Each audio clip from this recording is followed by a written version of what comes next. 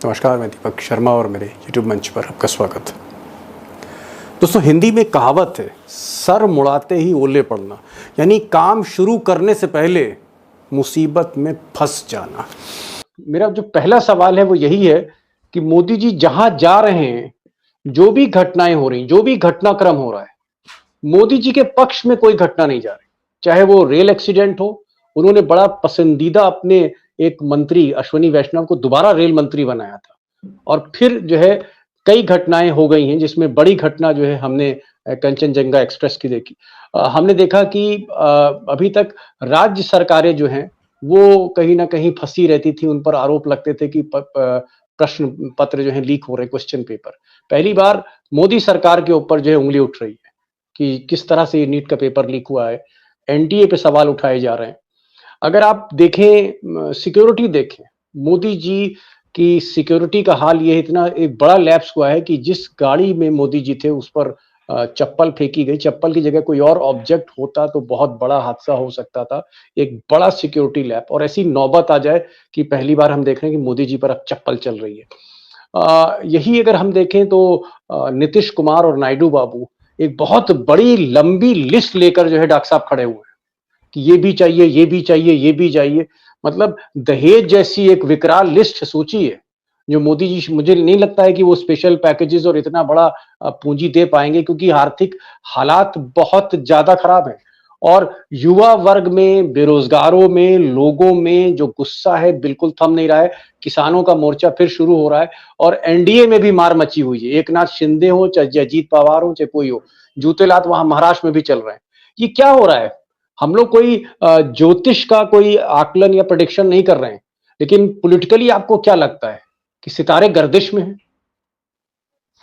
दीपक जी, मैं थोड़ा ज्योतिष से ही बात शुरू करूंगा, हालांकि चलिए। मैं उसको नहीं मानता हूं। ज्योतिषियों ने यह कहा था कि मोदी जी ने अशुभ घड़ी में राम मंदिर का उद्घाटन किया, और न जाने ऐसा क्या है कि उसके बाद जहां जहां मोदी जी के पैर पड़ रहे हैं वहीं मिट्टी नीचे से धसक जा रही है, निकल जा रही ओहो, है। ओहो। उसी के बाद उन्होंने 400 पार की बात की, तो उनके तमाम जो नेता थे वो 400 पार क्यों चाहिए उस पर उन्होंने व्याख्या कर डाली कि साहब संविधान बदलना है, और संविधान बदलना विपक्ष को इतना बड़ा मुद्दा मिल गया कि मोदी जी 240 पे आकर के रुक गए।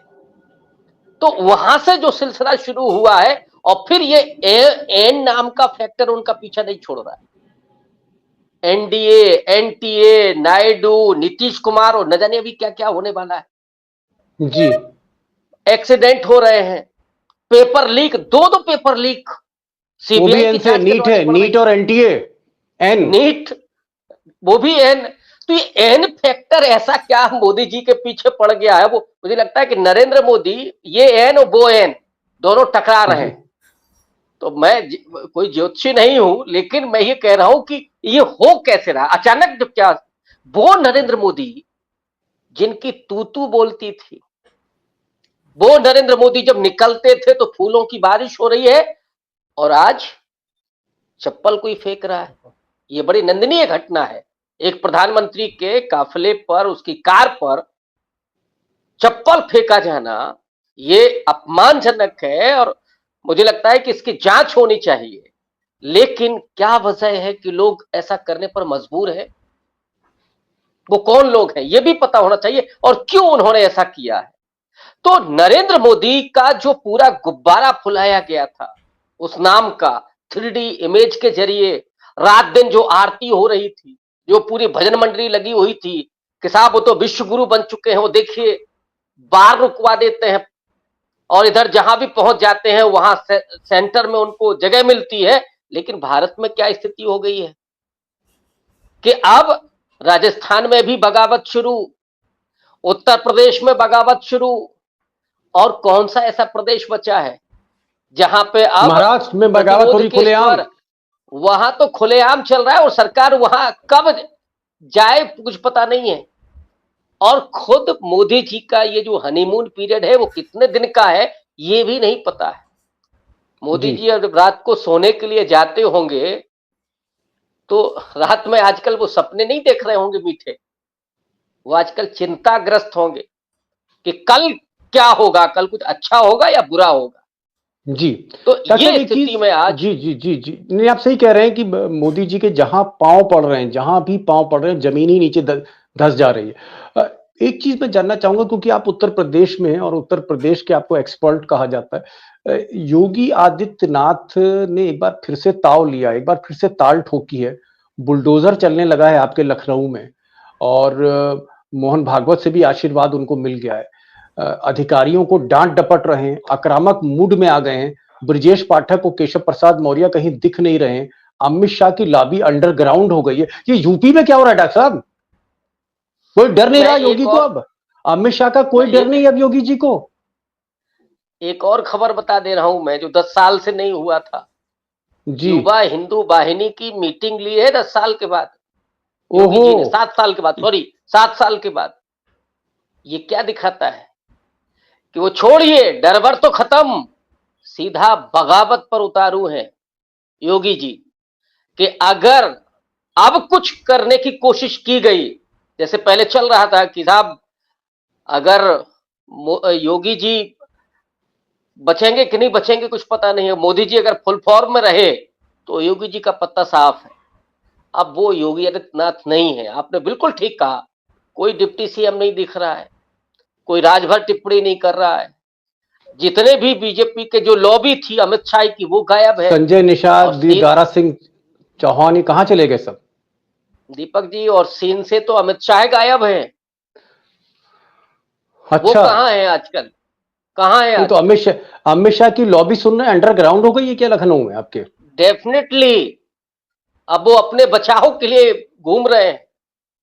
अब कोई प्रशासनिक अधिकारी उस तरह से नहीं काम करेगा। मोदी जी ने सबके, योगी जी ने सबकी क्लास लगा दी। तो परिस्थितियां बदल चुकी हैं।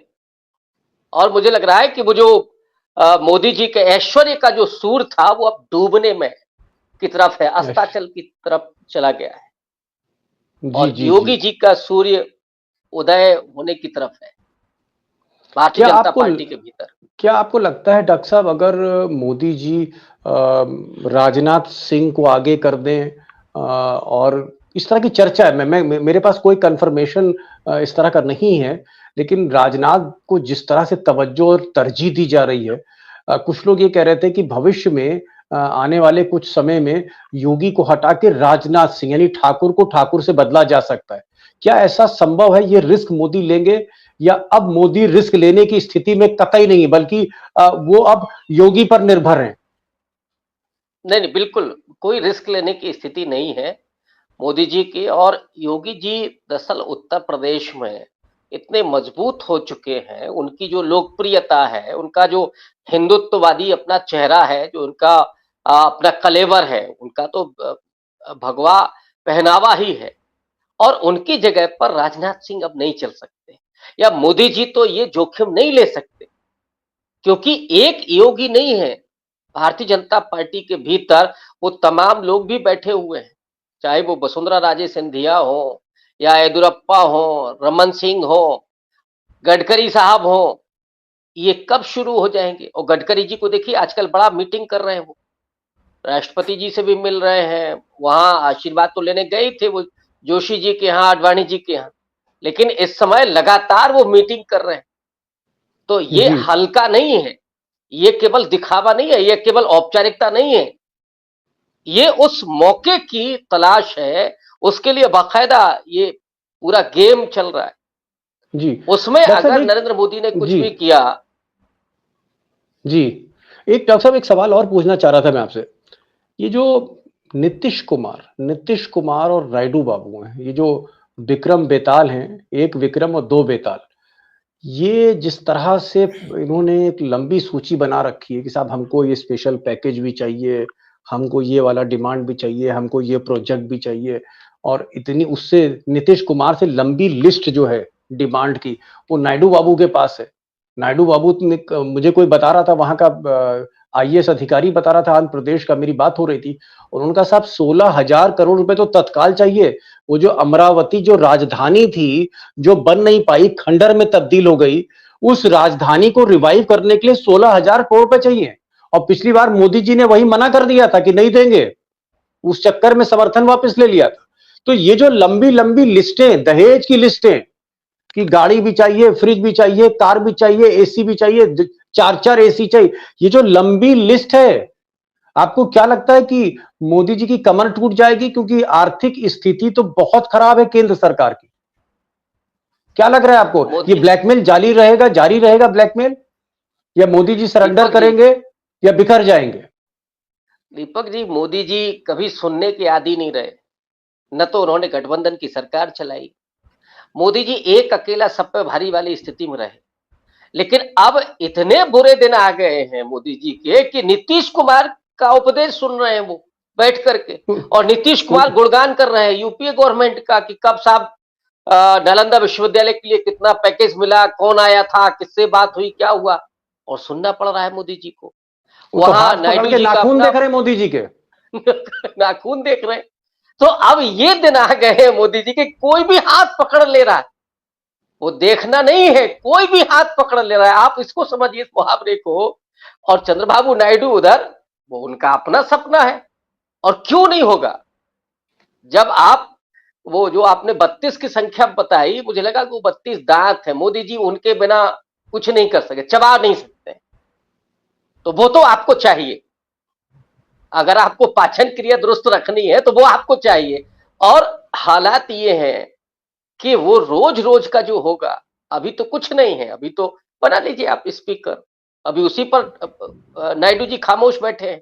उन्होंने नहीं कहा कि हाँ ठीक है आप कर लीजिए जो राजनाथ सिंह ने कहा। तो अभी वो चलेगा, फिर पैकेज चलेगा, फिर कुछ और चलेगा।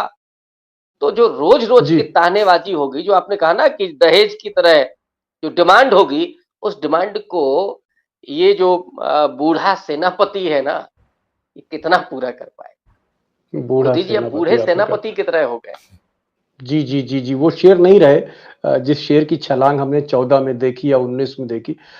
एक चीज और डॉक्टर साहब, 4 महीने बाद महाराष्ट्र में चुनाव है, हरियाणा में चुनाव है, और झारखंड में चुनाव है, और हरियाणा में मट्टी पली थे सुकत बीजेपी की। पहली बार मैंने देखा कि जहां 2014 में बीजेपी 10 में 10 सीटें जीती थी लोकसभा में, मोदी जी ने हरियाणा में, फिर 19 में 10 सीटें जीती, इस बार तो आधी सीटें रह गई हैं। बड़ी हालत खराब है हरियाणा में। महाराष्ट्र में तलवारें खींची हुई हैं। एकनाथ शिंदे जैसा आदमी, जिसको जो दया का पात्र था, करुणा का पात्र था, जिस पर रहम किया था मोदी जी ने, जिसको कुर्सी दी मोदी जी ने, जिसको पार्टी का सिंबल दिया मोदी जी ने, जिसको जो है कहीं ना कहीं सारी विरासत दे दी बाल ठाकरे की, मोदी ने जबरदस्ती पकड़ा दी, वो आंख तरेर रहा है एकनाथ शिंदे। वो कह रहा है हमको 100 सीट दो। मोदी से आंख तरेर रहा है एकनाथ शिंदे, जो किसी जमाने में, बल्कि वो जमाना नहीं, कुछ साल पहले तक फडणवीस से नहीं मिल पाता था जो आदमी, आज मोदी की तरफ आंख तरेर रहा है। ये हो क्या रहा है? क्या आपको लग रहा है कि इकबाल चला गया है मोदी जी का? वो जो साख थी, वो जो कहीं ना कहीं मोदी जी जो कह देते थे पत्थर की लकीर हो जाती थी, आज शिंदे आंख तरेर रहे हैं उनको। आपको लगता है कि अगर महाराष्ट्र कहीं हार गए मोदी जी अक्टूबर के महीने में, तो उल्टी गिनती वहीं से शुरू हो जाएगी? निश्चित रूप से दीपक जी, थोड़ा सा अगर राजतंत्र का हम उदाहरण लें, तो जब केंद्र की सत्ता कमजोर होती थी तो जो सामंत होते थे वो फिर आंखें तरेरने लगते थे। शिंदे उसी तरह के सामंत थे। अब तो वो सब करेंगे ही, क्योंकि मोदी जी अब वो नहीं रहे। मोदी जी का जो पूरा एक ऑरा बनाया गया था वो ध्वस्त हो चुका है। और बनारस से जिस तरह से वो मतलब हारते हारते बच्चे हैं, 3-4 राउंड पीछे गए मोदी जी। मतलब एक मामूली से प्रदेश अध्यक्ष, मैं मामूली ही कहूंगा, नरेंद्र मोदी के सामने, अजय राय को बिल्कुल उनके सामने मोदी जी 3-4 राउंड पीछे चलते हैं। महज 1.5 लाख वोट से जीतते हैं, और कैसे जीते हैं ये भी बनारस जानता है। और उसी बनारस में आज चप्पल फेंकी जाती है। तो ये तो होना ही है।